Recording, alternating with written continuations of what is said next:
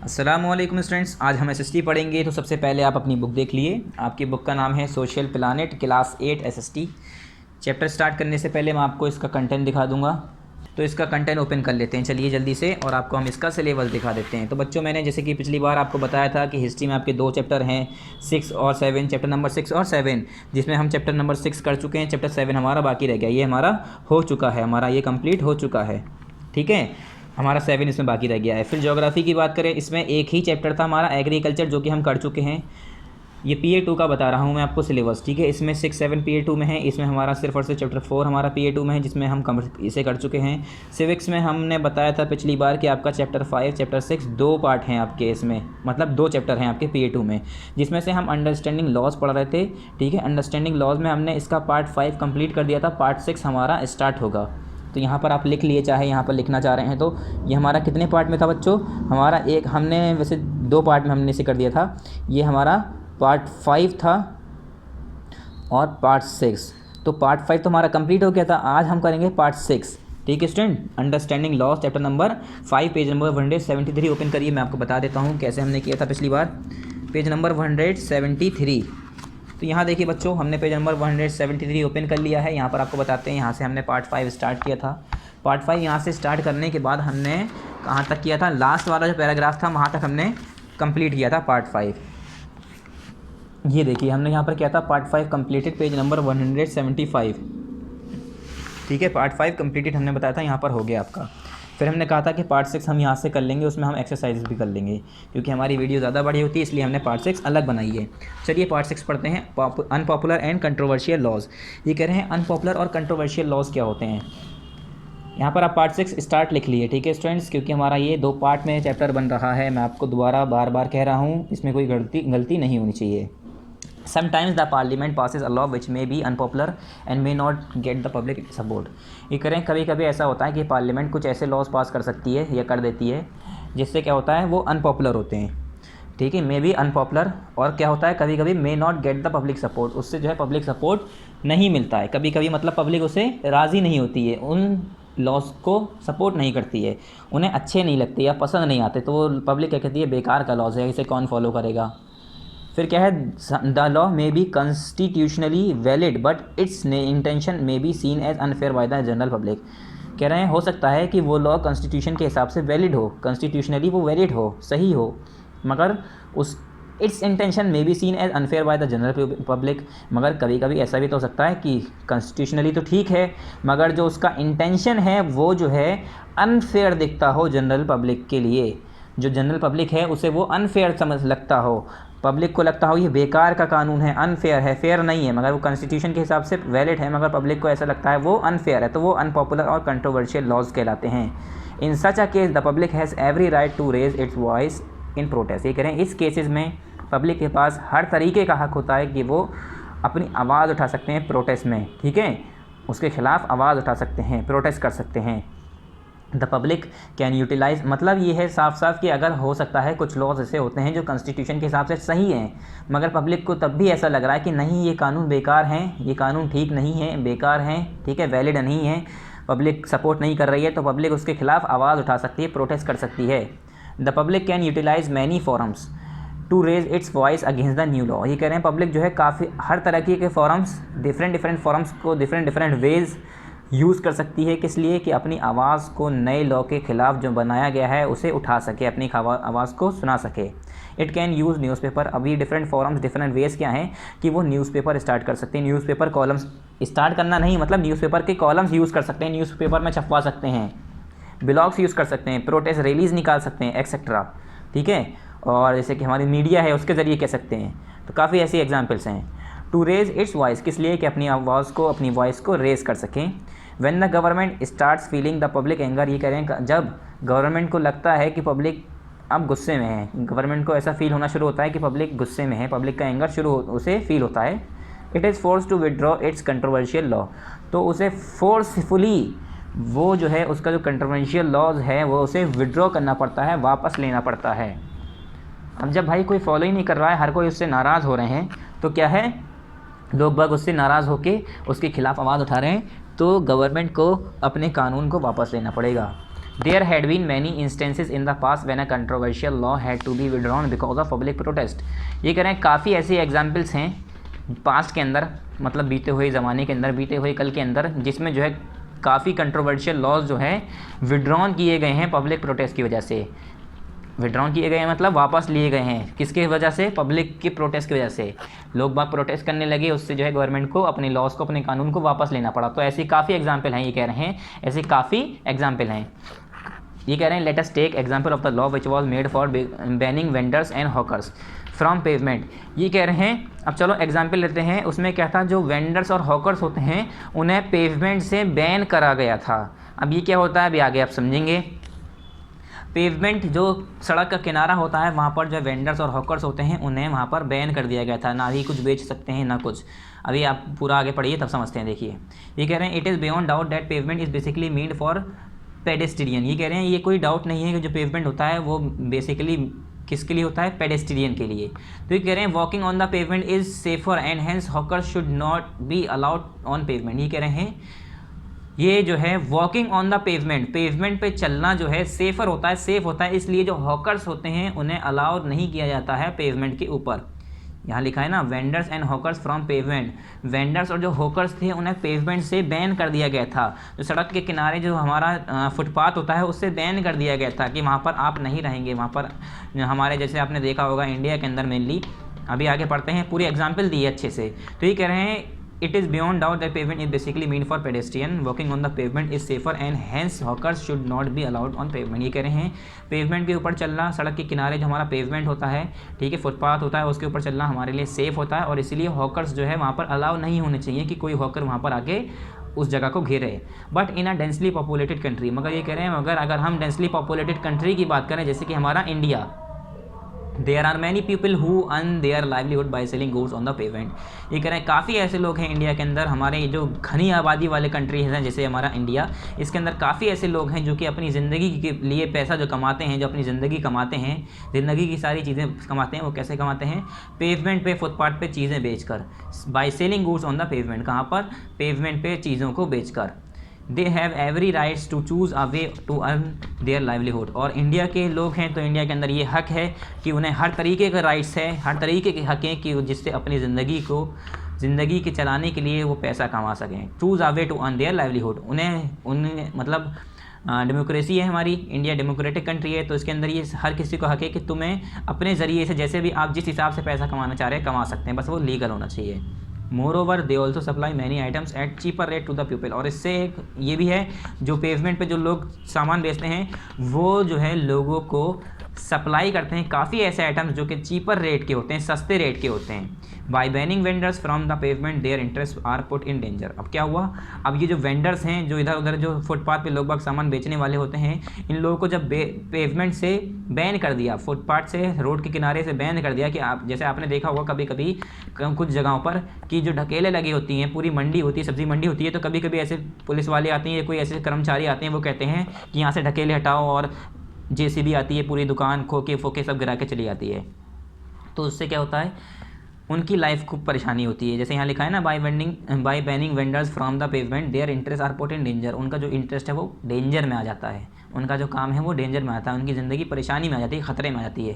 This is a situation of clash of interest of two groups of people. इससे क्या होता है, ये एक ऐसी सिचुएशन आ जाती है जिसमें बच्चों दो ग्रुप ऑफ पीपल्स के, मतलब लोगों के दो ग्रुप के बीच में क्लैश होता है, ठीक है, लड़ाइयाँ होती हैं, मतलब टकराव शुरू हो जाता है due to clash of interest. ये कह रहे हैं अब इसी क्लैश ऑफ इंटरेस्ट की वजह से, इंटरेस्ट के क्लैश की वजह से the issue becomes a controversial one. ये इशू जो है एक कंट्रोवर्शियल वन बन जाता है, मतलब हर किसी की चर्चा में आ जाता है। Vendors association often appeal in the court of law against such controversial law. ये कह रहे हैं जो वेंडर्स की एसोसिएशन है, यहाँ तक कि उन्होंने भी जो है उसकी भी अपील की जाती है कोर्ट के अंदर of law against such controversial law, किसमें कि इस तरह के कंट्रोवर्शियल लॉज जो है नहीं निकालने चाहिए, उसके लिए अपील की जाती है। अब जैसे कि हमारा इंडिया है, इतनी पॉपुलेटेड जगह है, उसे जो है काम करने तक की जगह नहीं है, रहने तक की जगह नहीं है, उसमें क्या है वो लोग फुटपाथ पे इधर उधर रह रहे हैं, बेच रहे हैं सामान, तो वहाँ पर हम उन्हें नहीं हटा सकते क्योंकि वो कहाँ रहेंगे फिर। If courts find that some guidelines of the constitution are not being adhered to it gives decision in favor of the vendors। ये क्या होता है, कभी कभी कोर्ट को फिर ऐसा लगता है कि हमारे कॉन्स्टिट्यूशन के हिसाब से ऐसा कुछ बन रहा नहीं है, मतलब कॉन्स्टिट्यूशन के हिसाब से इन्हें हम हटा नहीं सकते। कोई अब सोल्यूशन ही नहीं मिल रहा है तो वो क्या कहेंगे, उन्हें क्या कहेंगे, वेंडर्स को उनके फेवर में डिसीजन देना पड़ता है। अब उन्हें घर थोड़ी ना दे देंगे बना के, या तो फिर उनके लिए फिर ऐसी जगह प्रोवाइड की जाए जहाँ पर वो अपना काम कर सकें, ज़िंदगी अपनी चला सकें, ठीक है, अपनी लाइफ को चला सकें, या तो फिर वरना उनके जो उनके फेवर में है वो लोग जो चाह रहे हैं वो करें। फिर allow provide a mechanism through which the interest of the citizen are protected. ये कह रहे हैं लॉ जो है हमारा एक मैकेनिज्म प्रोवाइड करता है जिसकी मदद से जो सिटीज़न का इंटरेस्ट है वो प्रोटेक्टेड होता है। सिटीज़न जिस चीज़ में इंटरेस्टेड है, जो चीज़ करना चाह रही है, वो उसे वो प्रोटेक्ट करता है, मतलब उसे वो बचाता है। सिंपली हम ये कह सकते हैं सिटीज़न जो चाह रही है उसके हिसाब से वो कर सकता है। अगर मैं लॉयर बनना चाह रहा हूँ तो मैं लॉयर बन सकता हूँ, इसी तरह से मैं कह रहा हूँ। Hence it is the involvement of the citizen which helps in making better and less controversial laws. तो ये इसीलिए कहा जा रहा है कि जो हमारा सिटीज़न है उसका बहुत बड़ा इन्वॉल्वमेंट है, बहुत बड़ा हाथ है, जिसमें हमारा अच्छे से अच्छा और लेस कंट्रोवर्शियल लॉज बनते हैं। अगर लेस कंट्रोवर्शियल लॉज कैसे बनते हैं, आप ये सोच रहे होंगे कि हमें कैसे पता चला कि ये कंट्रोवर्शियल लॉज नहीं है। तो अगर कंट्रोवर्शियल लॉज होंगे तो फिर जो जनता है, जो पब्लिक है, वो आवाज़ उठाने लगेगी। अगर पब्लिक खुश, यानी हमारे लॉज भी अच्छा है। अगर लॉज अच्छा नहीं है तो पब्लिक क्यों खुश रहेगी, तो फिर कंट्रोवर्शियल रहेगा। अगर कंट्रोवर्शियल नहीं है, पब्लिक खुश है, तो यानी कंट्रोवर्शियल नहीं है। गवर्नमेंट के लॉ से, गवर्नमेंट के कानून से हर कोई राज़ी है, इसीलिए तो पब्लिक कुछ नहीं कह रही है। अगर राज़ी नहीं होती तो पब्लिक क्यों नहीं बोलती।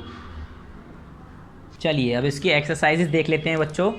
पहला है यहाँ पर हमारा take the correct, I mean choose the correct options. तो हर बार की तरह आपको ये बुक में ही करना है। उसके बाद हमारा यहाँ पर एक्सरसाइज बी है, स्टेट ट्रू और फॉल्स, आपको दिख रहा होगा। तो ट्रू फॉल्स है हमारा, ये भी बुक में ही करना है। फिर यहाँ पर 2 ट्रू फॉल्स यहाँ पर हैं, 4 और 5।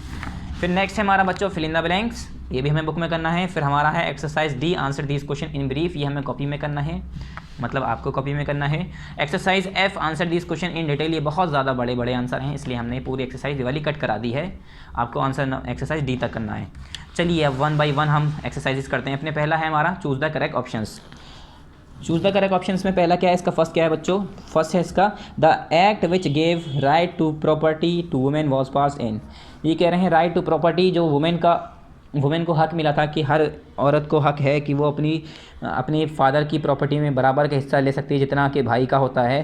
तो वो एक्ट कब पास हुआ था बच्चों, तो वो एक्ट 2005 में स्टार्ट हुआ था। कब, 2005 में ये एक्ट पास किया गया था। ठीक है, पहले का है ऑप्शन नंबर बी 2005 यानी 2005। सेकेंड है the colonial rulers consulted which of these people to make law in India. ये कह रहे हैं जब कॉलोनियल रूलर्स की बात करें तो उस ज़माने में जो रूलर्स थे उन लोगों ने किन लोगों को कानून बनाने के लिए कंसल्ट किया था, कानून बनाने के लिए उन्हें मतलब हेड बनाया गया था। तो नेशनलिस्ट लीडर थे या सिविल सर्वेंट थे या पंडित और मौलवीज थे या लीगल प्रोफेशंस थे।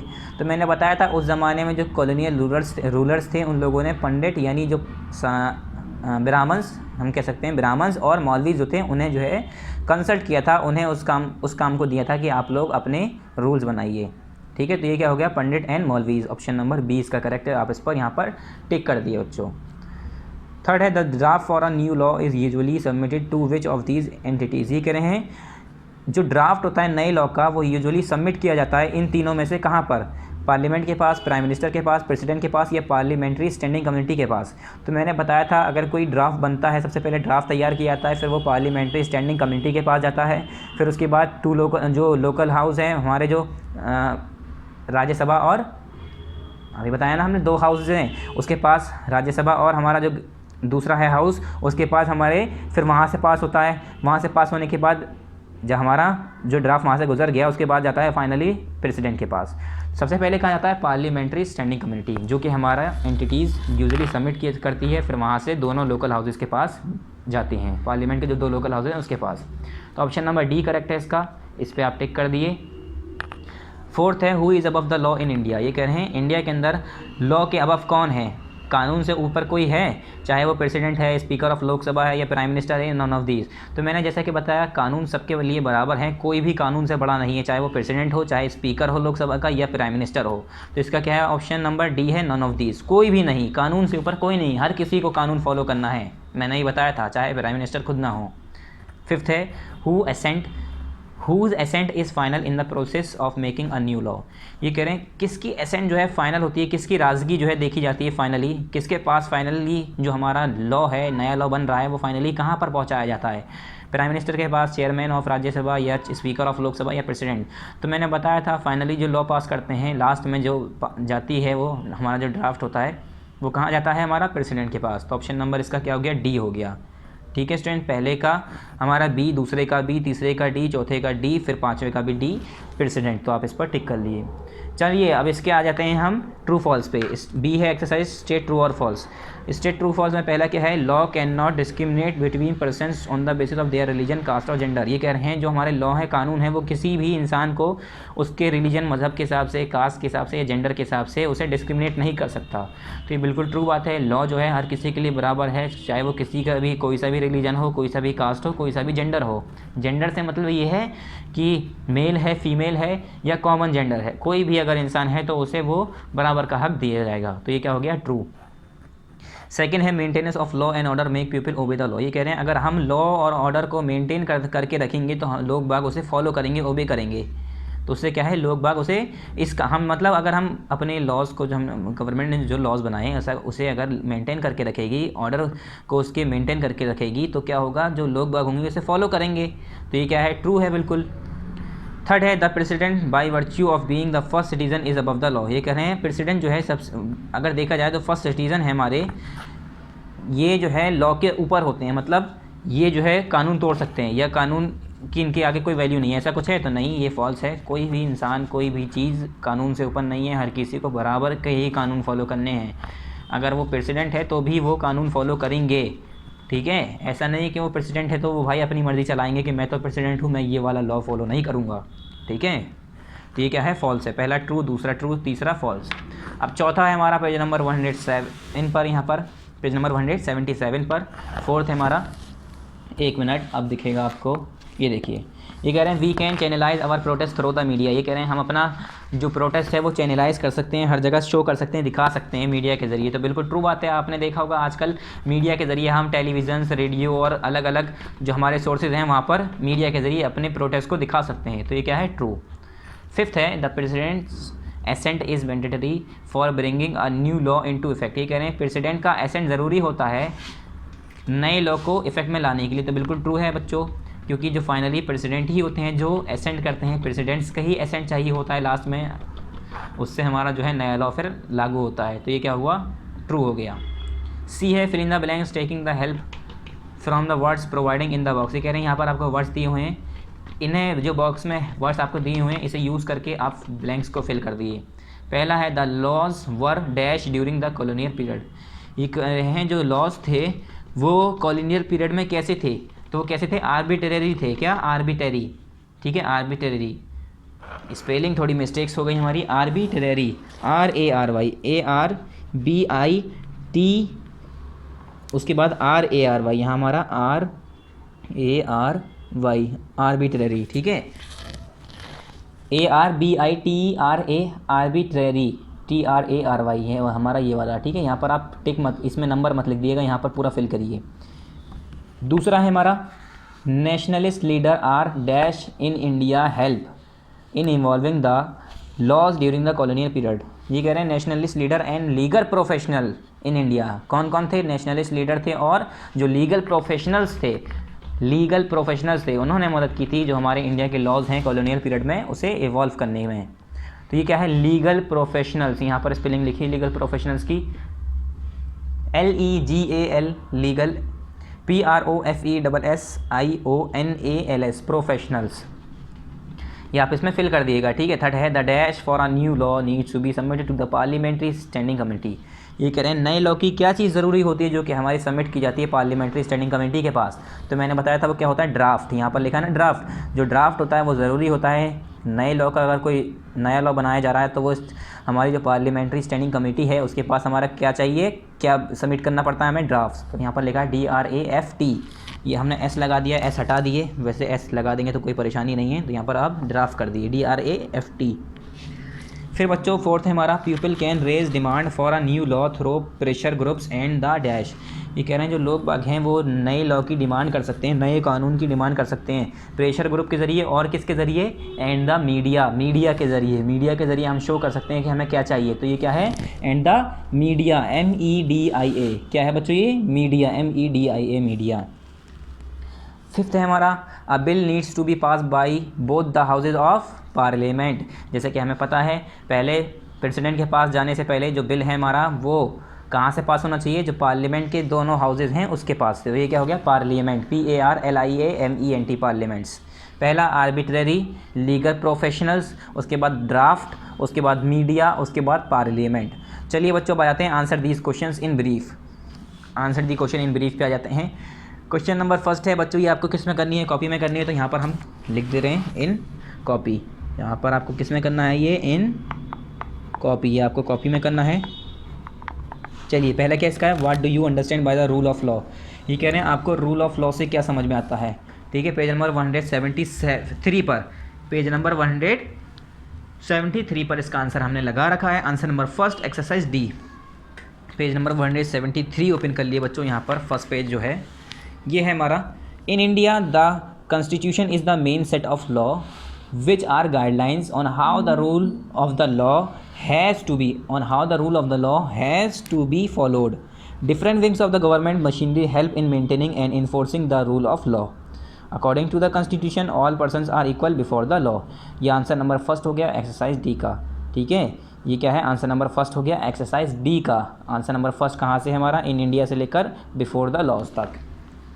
फिर आंसर नंबर, क्वेश्चन नंबर 2 क्या है, जल्दी से वापस आ जाइए एक्सरसाइजेस पर। क्वेश्चन नंबर 2 देखिए, क्वेश्चन नंबर 2 क्या है, why do we need laws.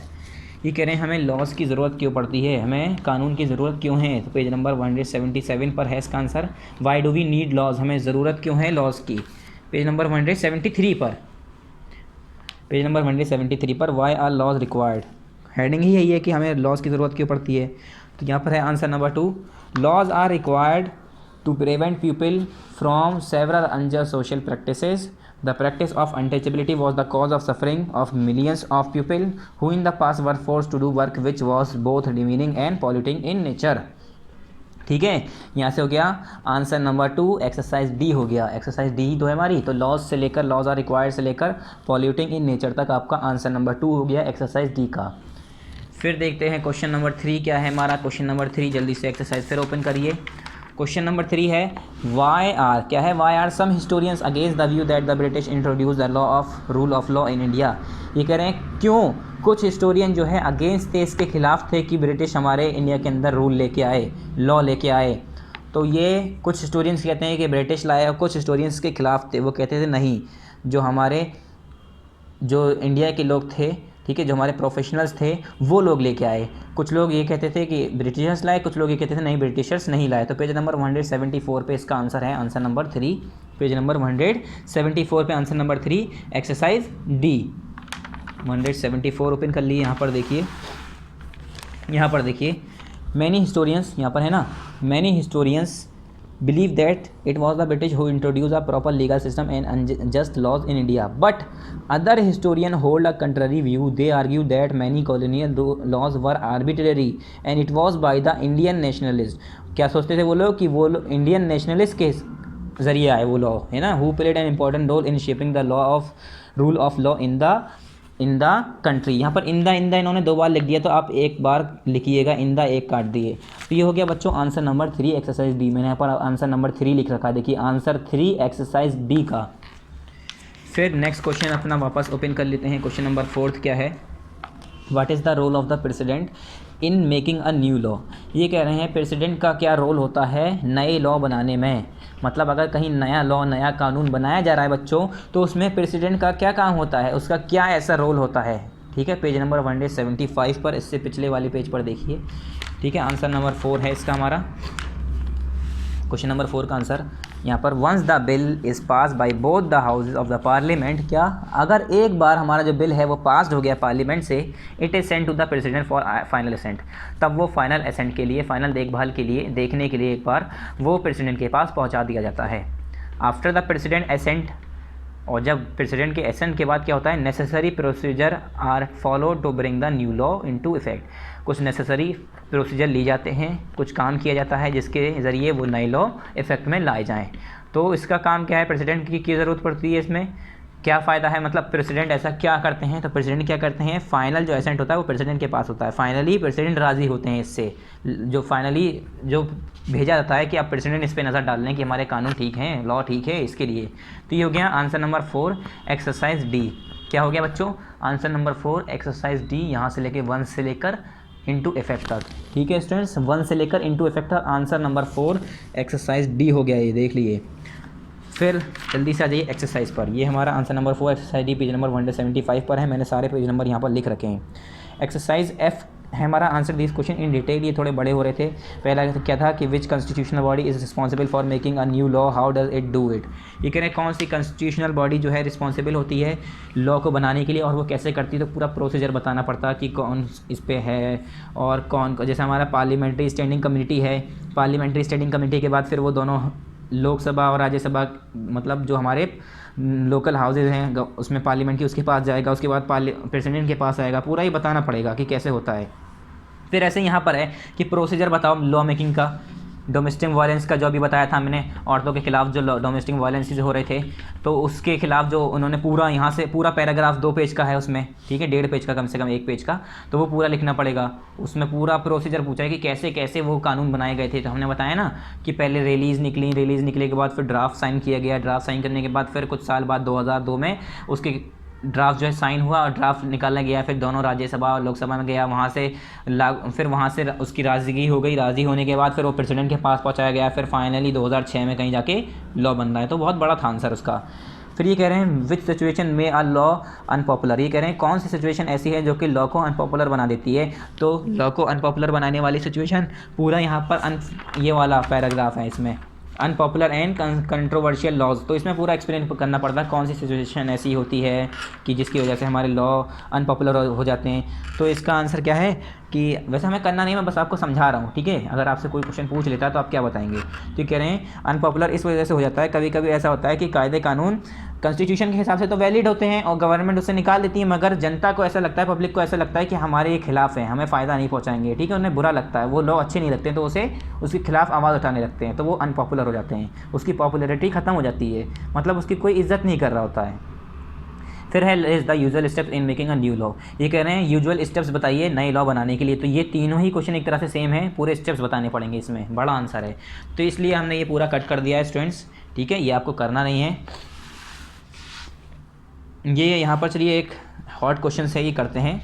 ये है higher order thinking stability. Higher order thinking stability इसकी फुल फॉर्म होती है, ऐसी देख लेते हैं, ठीक है। समझ हमें रीडिंग करनी चाहिए, चाहे हमारा चैप्टर सिलेबस में आ रहा हो चाहे ना, आपको रीडिंग करनी चाहिए। ये कह रहे हैं sometimes people participation is necessary for making a law. Do you agree with this statement, give reason for your answer. ये कह रहे हैं कभी कभी लॉ बनाने के लिए लोगों का पार्टिसिपेट करना बहुत ज़रूरी होता है, उसकी ज़रूरत पड़ जाती है कि जनता भी उसमें पार्टिसिपेट करे, उसमें मदद करे, मतलब उसमें पूरा हिस्सा ले। तो आपके हिसाब से क्या है कि ऐसा होना चाहिए नहीं होना चाहिए। तो मेरे हिसाब से तो होना चाहिए, क्योंकि अगर कोई गवर्नमेंट है, कोई पार्लियामेंट है, वो अपना लॉ बना देगी और गवर्नमेंट से, पब्लिक से, जनता से पूछेगी नहीं, उनकी राय लेगी नहीं, तो फिर बाद में तो वो नाराज़ होंगे। हो सकता है कि जनता फिर बाद में उसे फॉलो ही ना करें, जैसे कि हमारा क्या था, अनपॉपुलर जो हमारे हो जाते हैं, फिर बाद में वो लॉ अनपॉपुलर हो जाते हैं, लोग बाग रिलीज़ निकालते हैं, ठीक है, धरने पर बैठ जाते हैं। तो इसके लिए ज़रूरी होता है कि जनता को भी, पब्लिक के पार्टिसिपेशन भी उसमें लिया जाए। सो यहाँ पर बच्चों हमारा चैप्टर कंप्लीट हो गया। जल्दी से आप इसके कंटेंट पे आ जाइए। ये कितने पार्ट में हुआ है बच्चों, जैसे कि मैंने बताया, यहाँ पर पार्ट 5 कंप्लीट हुआ था, यहाँ पर पार्ट 6 स्टार्ट हुआ था, और अब हमारा लास्ट में एक्सरसाइज के साथ पार्ट 6 कंप्लीट हो गया। तो इसके कंटेंट पे आ जाइए। यहाँ पर पार्ट 5 और पार्ट 6 में हमारा ये चैप्टर कंप्लीट हुआ है, ठीक है स्टूडेंट्स। यहाँ पर कंटेंट में देखिए सिविक्स का क्या है, सिविक्स का अंडरस्टैंडिंग लॉज, ये जो चैप्टर है हमारा पार्ट 5 और पार्ट 6 में कंप्लीट हो चुका है आज हमारा, ये हमने आज ये चैप्टर कर लिया है स्टूडेंट। नेक्स्ट टाइम हम पढ़ेंगे द जुडिशरी, ठीक है, द जुडिशरी। अब हमारा सिविक्स में आपका एक चैप्टर बचा है, चैप्टर नंबर 6, PA2 का बता रहा हूँ मैं, ठीक है, 2 आ रहे हैं, 5 और 6 आ रहे हैं, 6ठा बचा है हमारा। ज्योग्राफी में 1 आ रहा था, ज्योग्राफी में हमने चैप्टर नंबर 4 जो आ रहा था वो कर चुके हैं, इसमें कुछ नहीं करना है। हिस्ट्री में हमारे 2 आ रहे थे, 6 और 7, जिसमें हम 6 कर चुके हैं, 7 बचा, यानी एक एक चैप्टर हमारे बचे हुए हैं। किसमें, एक हमारा हिस्ट्री के अंदर चैप्टर नंबर 7 बाकी है, और एक हमारा किसके अंदर, चैप्टर नंबर 6 बाकी है हमारा सिविक्स के अंदर। तो ये वाले हम दोनों चैप्टर नेक्स्ट टाइम अगली बार पढ़ेंगे, ठीक है स्टूडेंट्स। जब तक के लिए आप ये सारे चैप्टर्स आप तैयार कर लीजिएगा, और इसे एक साथ एग्ज़ाम से पहले पढ़ेंगे तो आपको याद नहीं होगा। इससे बेहतर है कि आप एग्ज़ाम से पहले जब ये वीडियो देख रहे हों, जब काम पूरा कर रहे हों, तो उसी दिन ही याद कर लें तो ज़्यादा बेहतर है, क्योंकि फिर इतना आसान नहीं होता कि 6-6 चैप्टर 5-5 चैप्टर एक दिन पहले पढ़ना, ठीक है स्टूडेंट्स। सो नेक्स्ट टाइम हम नेक्स्ट चैप्टर पढ़ेंगे। Thank you very much. अस्सलामु अलैकुम।